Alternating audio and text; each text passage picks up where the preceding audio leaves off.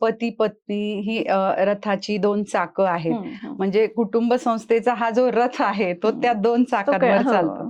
तर त्यात सगळ्यात महत्वाचं स्त्री तत्व मी का म्हणते, कारण स्त्रीकडे 90% ऊर्जा आहे आणि पुरुषाकडे 10% ऊर्जा आहे. जर तुम्ही शिव स्वरोदय शास्त्रानुसार बघितलं तर ती जी पुरुष तत्व आणि स्त्री तत्व जे आहे तर त्याचं असं ऊर्जेचं संतुलन राखलं जातं की हिच्याकडे 90% आणि ह्याच्याकडे 10%. जरी तिच्याकडे 90% ऊर्जा आहे तरी हे 10% तिच्याकडे आल्याशिवाय ती परिपूर्णता येत नाही.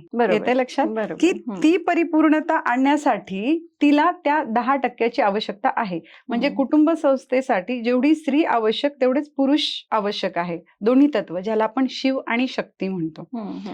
प्रत्येक गोष्टीची निर्मिती होण्यासाठी म्हणजे सृजन होण्यासाठी दोन एनर्जीज एकत्र याव्या लागतात, ज्याला आपण पुरुष प्रकृती म्हणतो किंवा मेल फिमेल एनर्जी म्हणतो.